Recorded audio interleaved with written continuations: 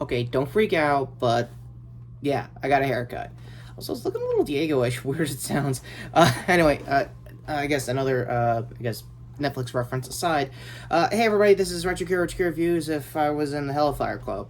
Yeah, that's all I can say. I was gonna say a real nerf for fight. No, this would definitely be me in a party during the Hellfire Club. So D&D updates out of the way. Turns out, yeah, Xandria Unlimited, Calamity, last time I talked about this, is, over. Thank God. Brandon Lee Mulligan is an amazing DM.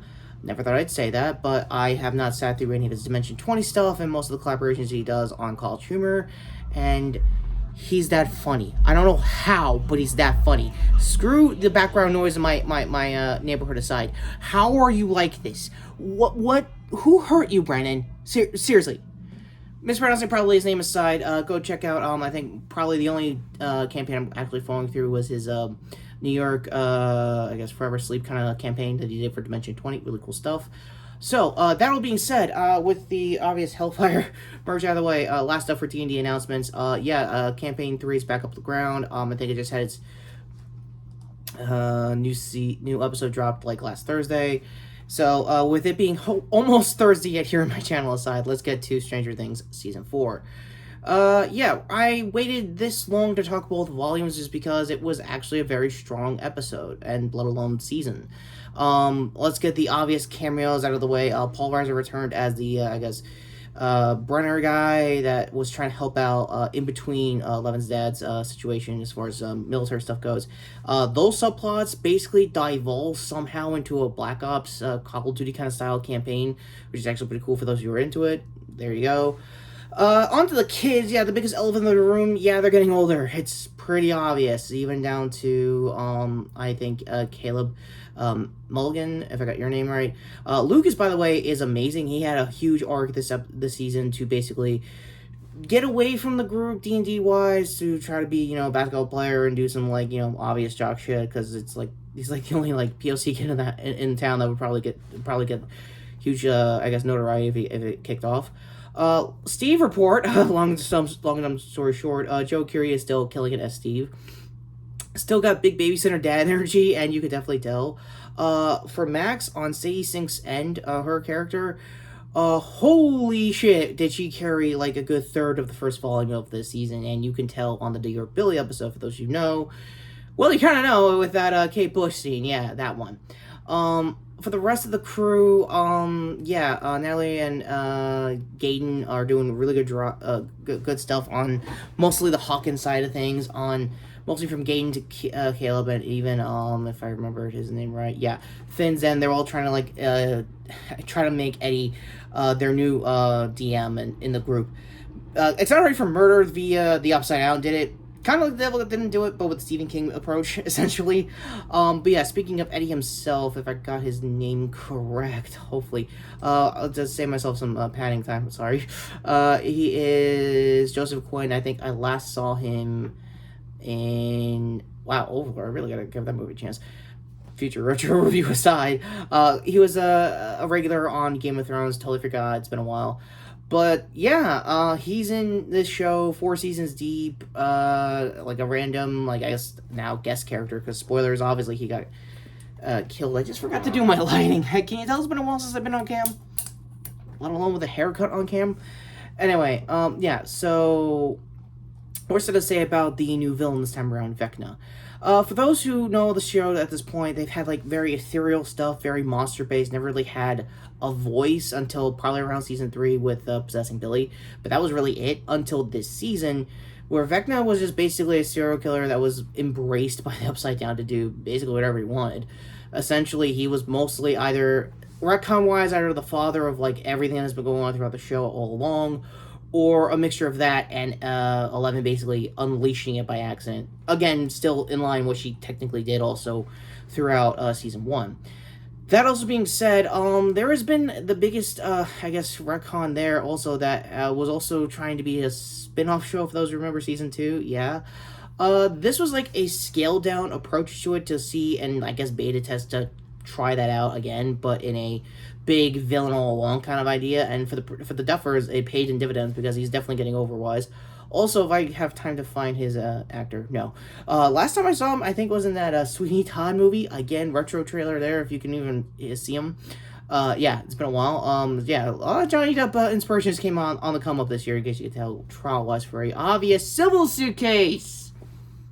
Don't usually get too political on the channel, and when I do, I just want to tell those right it's way too much. That was way too much airplay, yada yada yada. You know where I'm getting at. Anyway, trying to speed run this. I don't want to divulge into, I guess, word salad essentially. Ultimately, should you sit through the show, if you're new to the series, go ahead. It's totally worth the binge, especially this season. I think this season and most of 3 is their strongest. Obviously the running up the hill scene is probably the best scene of the entire series. That's just me. I thought it was me overthinking it. It turns out pretty much every other YouTuber who's covered the show has also talked about it. Cosmonaut also talked about it on his quickie. He's thinking the same thing too. I'm kind of believing it. I thought I had to like hype myself up into believing it for this review, but no, it's definitely it hits hard. The beat is intensive. Sei is just selling the scene like out of sheer fear and desperation, and you get a round 2 of that in volume 2. And I think the big thing about the final half that just came out this week is mainly because it was 2 hours and there was one subplot I haven't talked about throughout this entire review. Word salad and me misremembering it all. Yeah, let's talk about Hopper and Russia. Specifically him going to the Gulag. Again, a lot of Call of Duty inspirations here. My bad. Didn't mean to do that. But it is basically, yeah, him going into the Gulag. And yeah, it's actually pretty good. I'll probably one of the few people that I'll actually put up with that subplot again. You can see the desperation. And as someone who's been 2 years removed from the show, was a good reminder that, yeah, David Harbour can actually be a good actor with his character when he's needed. When he's remembering his tragic past with, like, being in Nam and having his first relationships going south and with one of his first kids getting killed, going south before redeeming himself in Season 1 with Will.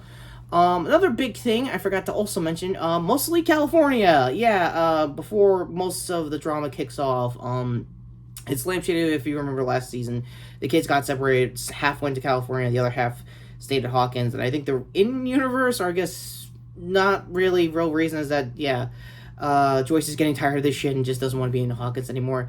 Yeah, it turns out the whole town's not like that in Season 4. It's like, oh, so there's a D&D cult, more weird shit's happening, and we can't explain it. Blame Satan, basically, and Satan worship. Another peek behind the curtain, this is basically kind of more or less true to what was happening in the 80s.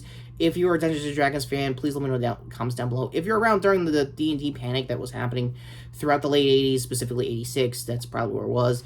Also, there is a big joke that I'm pretty much doubting they're going to do. If they do the Bike 87, I know it's a FNAF fan terminology and meme, obviously, in this case. Also, I don't usually talk about Five Nights at Freddy's, and I won't now because of what's been going on with the creator of that. News down below. I hate to reiterate that kind of stuff, but I am aware of the fandom. It was huge for like a good 5 years. I'm not blind. I mean, I have eyes too. I know what I see. So, yeah. Ultimately, on the California side, since we're getting back into the subplot, Charlie Heaton, I thought for a while was just doing, standard, I don't know what to do with my life kind of stuff, kind of like Bill Lebowski, kind of like proto kind of like storytelling with that. And then Argyle showed up. I had no idea this guy was going to be that funny, but somehow dude hits dingers all along, every scene he's got, mostly weed jokes, obviously, but it was like the 80s, how do you not? Very fast times energy and stuff like that. Robin was great. Maya Hawke did a great job with her character again. I think explored more of like how it was like being closetedly gay while trying to show not too much of it in the 80s and stuff like that. Very obvious, very cool. She almost lost, I guess, a potential, like, I guess, partner she could have had for the series finale.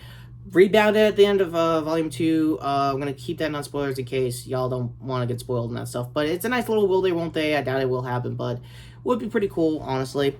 So yeah, back to Will. He kind of got sidelined the hardest, and for most of the fans, they've all thought his character is probably coming out. No, not it's the 80s, right? So closetedly gay, possibly. He's getting queer coded that guy more and more as the show goes on. I don't know if that's the Duffer's plan to just have him come out officially in the final season.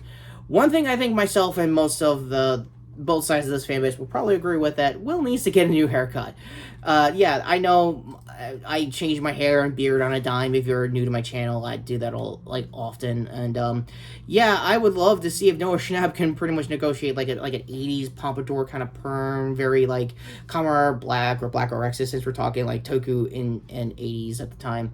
86 wise, yeah, technically speaking, Kamar Black would be a thing in '86. I don't believe they're going to do a Japanese season, and they're going to have to ask Toei to put some, like, you know, stock footage there, but it'd be pretty cool if they did. But yeah, that all being said, I'm rambling more than usual. Yeah, it finally took about 10 minutes to get to this. I'm going to keep this as half spoiled and non-spoiler related. I wanted to make this a quickie to say, yes, I watched the show. Yes, it was awesome. I'm rocking Hellfire Club merch, for God's sake. Yes, I think Eddie was a great character. Joseph Quinn did the best of what he could with the material, and his death was very... pretty much hitting like an old school kind of like character death. Like, if you know you're screwed, just go for it. Just swing for the fences. Just swing away, essentially. And my God, did he swing away the Upside Down. By the way, all the shots inside the Upside Down this season is top notch. Like, probably very rooted into season 1 kind of like roots, like visual spectacle, and you could definitely tell. For the Dear Billy episode, Billy himself also comes back to do basically visuals to screw with Max. I forgot to mention how Vecna's plan is supposed to work. I just realized, if we have time here before we get to the end card, sorry. Long story short, he needs 4 portals. He killed 3 leading up to Max's episode, and my God, Max put up a hell of a fight, and so did basically almost kickstarting the final season in this season finale. I'm not even kidding.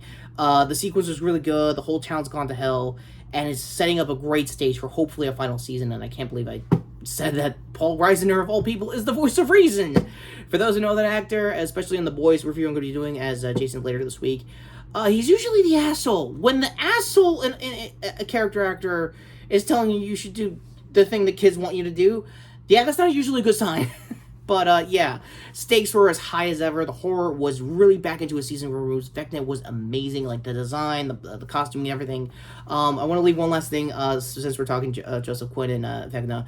Both of their behind-the-scenes tutorials, not tutorials, but behind-the-scenes videos dropped, I think, in between the volumes of what it took to, like, basically wear a wig, and Quinn was just, like, running around, like, yeah, all rock and roll and shit, where Vecna was like, yeah, I'm just gonna have my Starbucks, and I'm gonna be here for, like, 6 hours. Like, me laid back like this is basically him for, like, a good, I don't know, X amount of hours of making that kind of full body suit. So the practice was definitely to their favor more than usual. Also, versus, I guess, what was it, Obi-Wan that came out and just finished last week, you can tell this was the more expensive show, I think. Budget-wise, I think it was like $30 million an episode. You could tell every money was well spent. I couldn't tell what was a bad dialogue interaction, no bad editing choices. Like, they were still on the top of their game, and you could definitely tell with the diverse direction going throughout this entire season. So, with that all being said, I am just gonna say it's a pretty much slam dunk 9 out of 10. The only thing I'm worried about is this all gonna have a decent landing for the final season? I hope it does. That's why it's at a 9. I'm just a little hesitant. Like, all this looks a little too good than usual with the show, so I don't really know. But hopefully it does lead to a decent, you know, final season. I hope they do they don't miss the mark, honestly. And, yeah, I hope they do it pretty soon, because these kids are getting older by the day. That's another big elephant in the room that you could tell even from, like, Billy Bobby Brown's 11. Yeah, she basically, her whole subplot throughout the season is just rediscovering herself. Most of the retcons are going through there, but even for Billy's case, like, you can tell that this is probably the most definitive, like, 11 she's done in years. And it shows that when she's back into this character, she's bringing 110% of herself. She's always there with it. Same for Renona, for David, for basically the entire cast. They know this made their careers. They better not screw it up, and my God, they don't. So, romanticizing, I guess, with recency-ish bias aside on how good this cast has been getting as time goes on. What did you think of the show? Let me know in the comments down below. And as always, the end cards, as you can see here, my previous video here, and my previous short as well. My rocked out, as always, totally did this. I've always had themed merch all along. Totally. Here to sub to the channel, notification bell down below for when the final season drops. Probably next year, depending on. Another thing you need to know about Stranger Things cast, they're kind of huge and they all have separate projects. So it's a miracle we got it now versus another year or 2 from now. So let's just hope it doesn't get delayed again. So with that all said, I'm Retrokid Reviews. This was a good season, very good. And I know it's weird to say justice for X character, but yeah, justice for Eddie. Dude was a great DM. What the hell, guys?